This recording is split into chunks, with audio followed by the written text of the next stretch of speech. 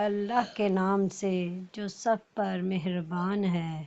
حضرت طارق بن سپید حضرمی رضی اللہ عنہ سے روایت ہے، انہوں نے فرمایا، میں نے کہا، اے اللہ کے رسول، ہمارے علاقے میں انگور ہوتے ہیں، ہم انہیں نچوڑتے اور ان کے رس سے شراب بناتے ہیں، ہم اسے پی لیا کریں؟